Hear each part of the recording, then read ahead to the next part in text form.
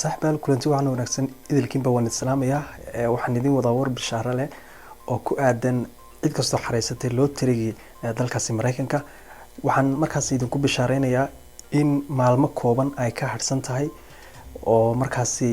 laga yaabo maalmahaas badan oo Soomaaliya inuu u soo baxo ay naga xiga muddo lagu qiyaasay 29 cisho laga yaabo in wixii ka dambeeya aad website-ka booqan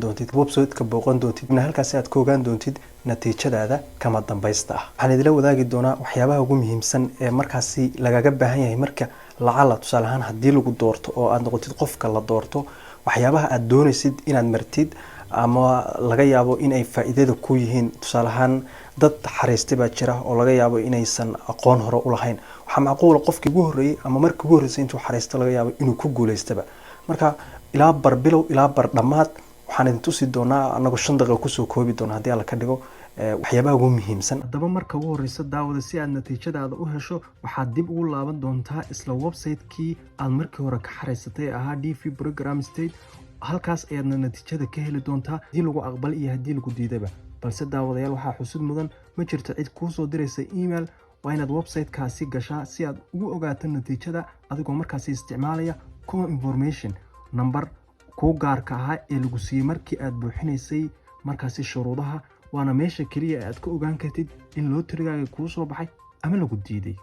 haddii aad ka mid noqoto guulaystayaasha lootriga uu soo bixi doono tijaabada aad ugu horeysa aad qaadi doonto waa inaad buuxiso form lagu magacaabo DS260 form macluumaadka aad formkaas ku qori doonto waa mid wax laga weydiin doonto maalinta aad interviewga ka mari doontid safaaradda sidaas daraadeed waa muhiim inaad la kaashato qof aqoon fiican u leh kana caawiyo buuxinta haddii aadan adigu aqoon fiican u lahayn safaaradda marka aad tagto qofka wareysanaya waxa uu hor yaala formkii aad markaasi buuxisay oo isla su'aalo laga weydiin doono maadaama wixii hore aad ku qortay uu su'aalaha si lamid ah uu ku weydiin doono markastana waa inaad ka jawaabi kartid wixii aad halkaasi ku buuxisay haddaba waxaa jirta daawadayaal habab uu maro qofku haddii uu guuleysto hababka uu maro qofka loo tiriyo guuleysto ilaa number 1 stepka koobaad ilaa ka tobnaad waa markaasi waa information aad ka helayso website-kan oo ah website-ka hadda aad arkaysaan sidoo kalena waxaanu soo dhignay Facebook page-kayga oo ku qoran yahay Cabdulle Nadaara waadna ka helaysaa halkaasi waa meesha kaliya aad xogta ka fahmi karto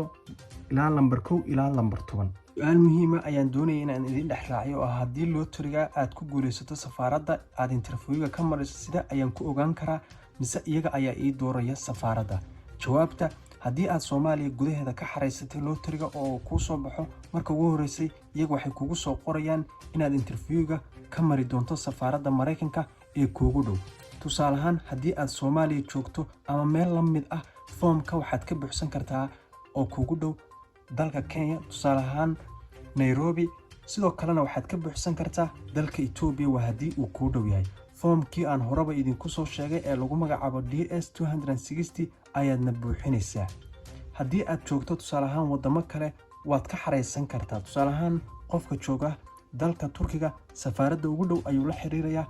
kadib halkaas ayuu macluumaadkiisa ku xiriirsanaya haddii uu doonayo inuu ka wareejisto oo wadan kale aadana xaq ayuu u leeyahay tusaale ahaan Afrika oo kale Kenya Nairobi iyo sidoo kale Djibouti hadba kii aad doorto ayaa lagu xirayaa intaas ayaan kusoo gabagabeynaa saaxiibayaal waa ku mahadsantihiin wix badan waa macquul inaad ka faa'iideen waxaan soo diyaarin doonaa barnaamij kooban oo kale daawadee la socda waxaan idin rajeynayaa inaad guuleysataan ilaahay idinkiisa salaamu calaykum